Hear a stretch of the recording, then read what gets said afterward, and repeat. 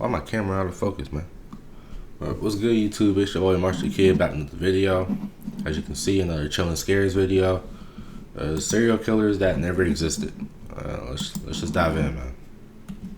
The Phantom of Heilbronn. On April 25, 2007, a 25-year-old German police officer named Michelle was on patrol with a 22-year-old named Martin in Heilbronn, Germany. The day had been pretty uneventful, so with nothing else going on, the two decided to post up in the corner of a nearby park's parking lot.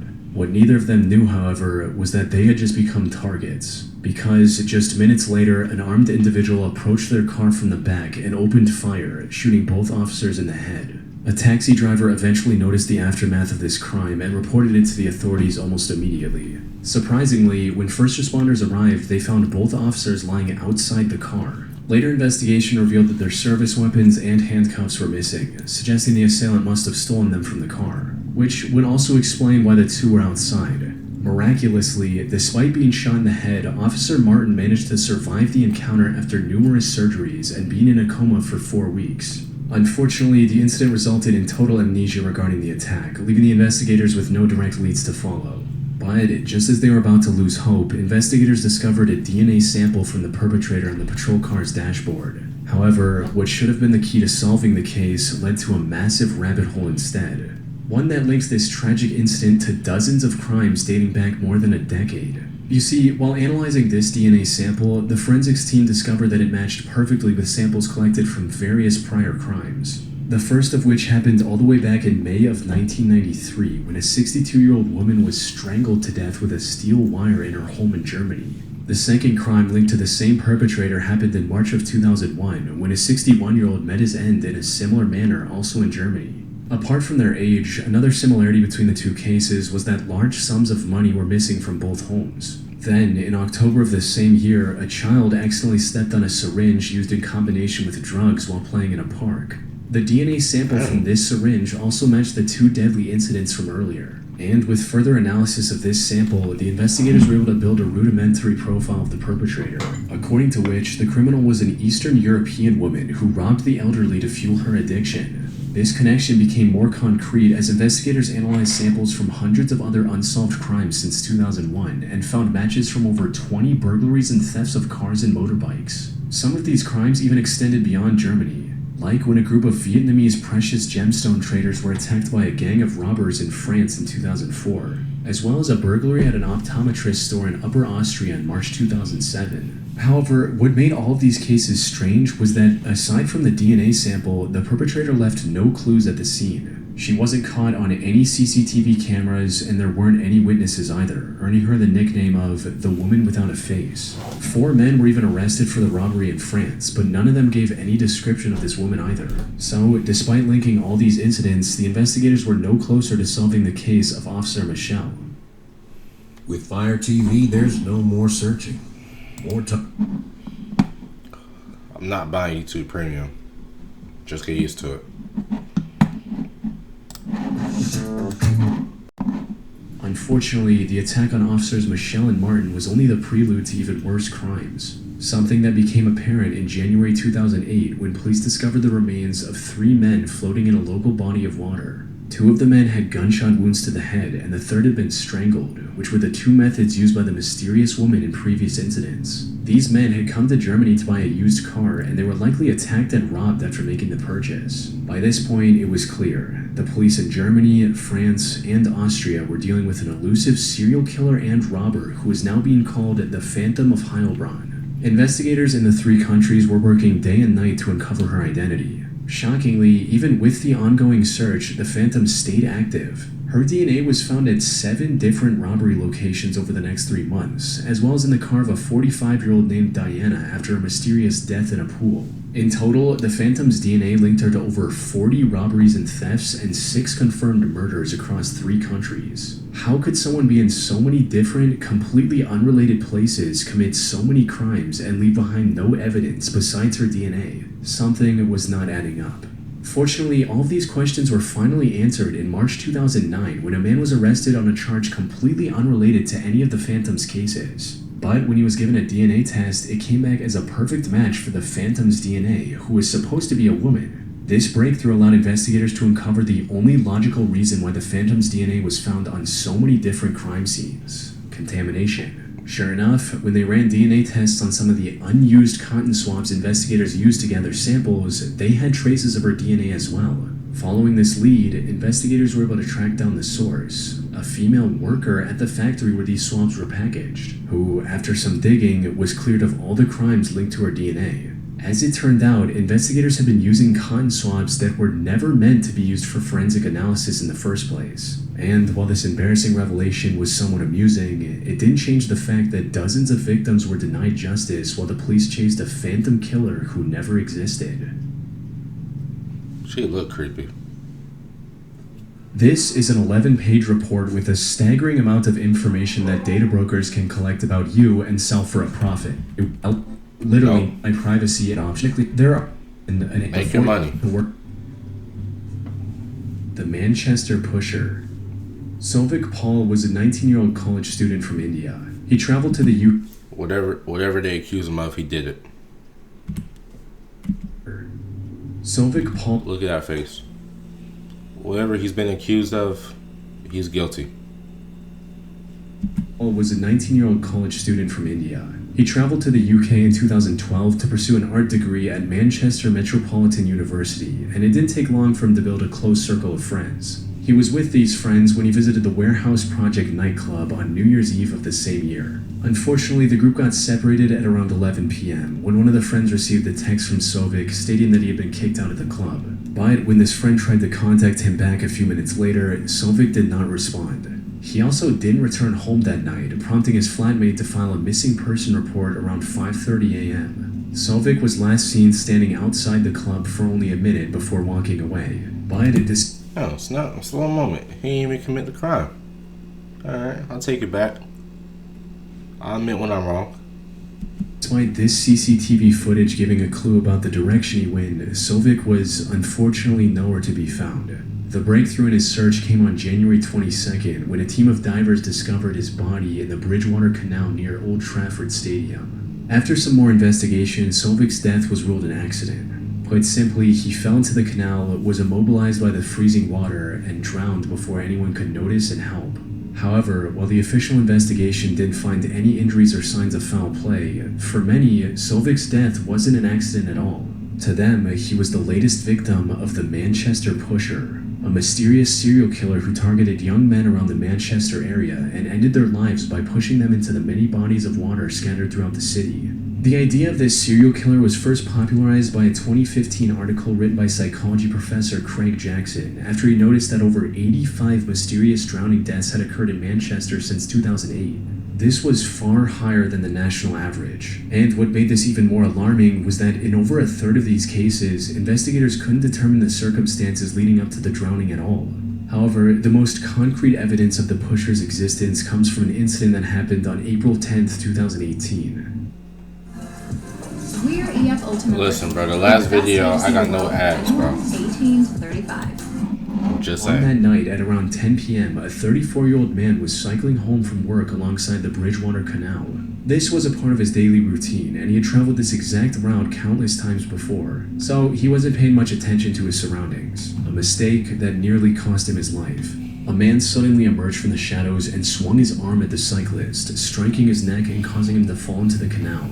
Fortunately, the water wasn't cold enough to immediately incapacitate the cyclist, so he quickly swam back to the canal's edge. But the man who pushed him in was still there, and as soon as the cyclist tried to get out, the man kicked his hand, sending him back into the water. Luckily, an unrelated ambulance happened to drive by the canal at that time, frightening the man and causing him to flee the scene. After minutes of struggling, the cyclist eventually managed to get himself out of the canal and back to safety. He later shared his story on Facebook, further fueling the pusher narrative. The Manchester police, however, have dismissed this theory at every turn, insisting that the mysterious serial killer is nothing more than a myth or urban legend. David Wilson, an official from the Manchester Water Safety Partnership, has even gone as far as to claim that a significant number of these deaths were likely alcohol-related, where intoxicated men accidentally fall into the river and couldn't save themselves before tragically losing their lives. Which, given the circumstances, makes the most sense, especially since the canal is surrounded by numerous bars and nightclubs. And also because, despite the countless CCTV cameras in that area, none have ever captured someone following or attacking one of the drowning victims. Many believe that the story of the cyclist seeing and surviving the Manchester Pusher, which is the only account of someone actually seeing him, was either way over dramatized.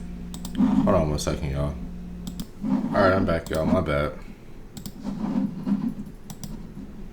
Or made up completely to fuel conspiracy theories. So, unless some groundbreaking evidence comes forward, the Manchester Pusher will go down as a serial killer who never existed. Salish Sea Killer. On the 20th of August 2007, a 12-year-old girl was walking alongside the coastline of Jedediah Island, located in the middle of the Salish Sea in British Columbia, Canada, when something unusual washed up on the shore, catching her attention. A closer look revealed that it was a size 12 running shoe that looked almost new. Curious, she picked it up to examine it further, but it felt unusually heavy, the reason for which became clear as soon as she looked inside. There was a nearly intact, severed human foot still in it. Now, a discovery... Y'all are so weird. Y'all are just weird. Like, there's no other way to put it. Y'all are honestly just the weirdest beings alive. A foot. Still in the shoe, but detached from the human body. Like, I don't even have like a crazy reaction now, bro. Because like, I've seen and heard it all. So it's like, what's the point of me getting up, reacting, you know, doing something crazy? And like, I've heard every weird thing in the book, man. Like, nothing surprises me at this point. Like this was unsettling enough on its own. What made it far more disturbing, however, was that it wouldn't be the last. Imagine being able to build anything just by thinking about it. Meet Base 44, a complete AI... Just 6 days later, a couple was out hiking on the coast of Gabriola Island, 31 miles or 50 kilometers south of Jedediah Island, when they discovered another running shoe with a foot inside. An important thing to note here is that the two shoes were completely different in size, brand, and model. They were also both for the right foot. In other words, they belonged to two different people. From there, discoveries of shoes with feet still inside them became a hauntingly regular occurrence in the areas surrounding them. Why? Are you the foot bandit? Like, why are you just cutting people's feet off in the shoe and then just leaving it? Like, I don't understand. I don't think there's nothing to understand, honestly. Salish Sea, with one or two shoes being discovered almost every year. In total, 21 different shoes were discovered up to 2019, giving rise to many theories trying to explain the strange phenomenon. These included everything from the shoes belonging to the victims of the 2004 tsunami in the Indian Ocean to people kidnapped and tortured by gangsters. That said, the theory that gained the most attention online linked these discoveries to the so-called Salish Sea Killer, someone who cut off their victims' feet before dumping them into the Salish Sea, allowing the currents to scatter them across the region. But as morbidly intriguing as this theory was, it couldn't have been further from the truth. This video is not HD. The only evidence backing the serial killer premise was the shoe discovered in December 2011 in Seattle. This one was wrapped in a plastic bag and had the lower leg still attached to it.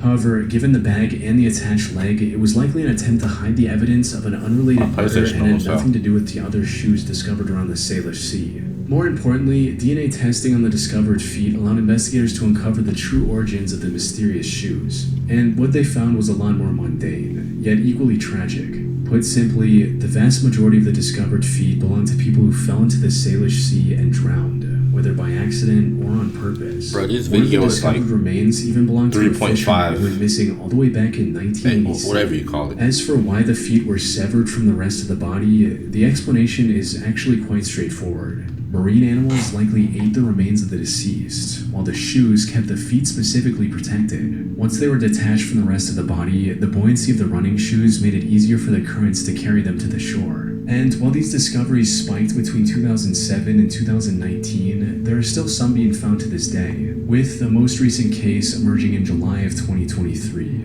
further weakening the serial killer theory. It's so weird, man. The Chicago Strangler. In June 1999, 32-year-old Angela Ford left her home in Chicago to pick up her children's report cards from their school. Before leaving, she reassured her children that it was a short trip and that she'd be back in less than 30 minutes. but she never returned. Her husband filed a missing person report that same evening. Unfortunately, Angela wouldn't be found for another week until June 14th. Investigators found her barely alive in an abandoned building just 2 miles from her home. She had been strangled and suffered multiple other injuries. Sadly, while she was still breathing, she had fallen into a deep coma. And after remaining in that state for over a year and a half, Angela passed away on January 4th, 2001. Worst of all, the person who did this to her was never identified. Though, over time, Angela would be recognized as the first victim of a supposed serial killer known as the Chicago Strangler. The existence of this alleged serial killer was first brought to light by investigative journalist Thomas Hargrove in 2018. Thomas is the founder of a nonprofit called Murder Accountability Project. This organization gathers crime data from around the US and then uses a custom algorithm to find links and connections between these crimes based on factors like location, method, victim's profile, and much more. In 2014, Thomas's algorithm even helped the police tie several horrific crimes to a single suspect, eventually resulting in the arrest of Darren Dion Van, a serial killer who later confessed to ending the lives of 7 different women, though the... Bro, I don't mean to be that guy, but doesn't he look just like George Floyd? Like, I'm not even trying to be funny, but I just see a resemblance. Well, let me see. He looks just like George Floyd. I'm trying to see the actual, like, picture. Look at George Floyd. First of all, R.I.P. Look at George Floyd, right? Now look at him. They look very similar, especially around the mouth area. The head shape for sure. Yeah, the eyes a little bit. They look similar. Again, this is not me being funny. I just see a resemblance. Van, a serial killer who later confessed to ending the lives of 7 different women, though the actual number could be as high as 18. Put simply, Thomas's organization and algorithm are proven to be effective at solving real cases. This is the Nearstream VM20 4K streaming camera for professional. Listen, bro. First of all, I guarantee it's not 4K. Was in a smooth. Which is why it drew a lot of attention in 2018 when he proposed the existence of the Chicago Strangler. According to Thomas's report, the Chicago Strangler is believed to have claimed the lives of as many as 51 women, beginning with Angela Ford in 2001. And at first glance, the similarities between these dozens of incidents are striking to say the least. All of these victims are women, mostly African American descent. Many of them also came from the city's poorer neighborhoods. Most importantly, the methods used in some of these cases were eerily consistent. Like 21-year-old Teresa Bunn, whose remains were discovered in a flaming dumpster in November 2007. And according to a later autopsy report, she was more than likely strangled before the perpetrator discarded her in the dumpster and set it ablaze. Then, just a few days later, the Chicago Fire Department also discovered the remains of 52-year-old Hazel Lewis, who tragically suffered the same fate as Teresa. Those are just 2 of multiple examples where the victims took their last breaths under similar circumstances. Thus, the conclusion that they were all committed by the same person or group, the Chicago Strangler. However, not everyone agrees with this assessment. Critics of the serial killer theory argue that while the number of victims at 51 seems absurdly high at first, it averages out to about 3 per year, which, given Chicago's population of over 2.6 million, is sadly not out of the ordinary. However, the strongest opposition to the idea of the Chicago Strangler comes from Chicago's own police department, with a spokesperson stating, "There is absolutely no information to suggest that this is the work of a serial killer." The city's chief of detectives, Melissa Staples, also mentioned that they've taken deep... Why isn't there? I mean, bro, they're cutting off people's feet. Like, I don't understand, like, how that doesn't suggest there's a serial killer. Samples from many of the incidents attributed to the Chicago Strangler. But even after thorough testing, they did not find any correlation between the samples, suggesting each crime was committed by a different person. Whether or not the Chicago Strangler is a real person is still debated to this day. But given all the evidence, the most likely explanation is they never existed, and all the murders committed were isolated and unrelated tragedies. Shout out to Chillin' Scares, man. Make sure you like, comment, subscribe. All links in the description. Any mods or clippers that want to work for me, DM I'm.Marshall. I'll be getting back to you fairly quickly. But until next time, man, we out.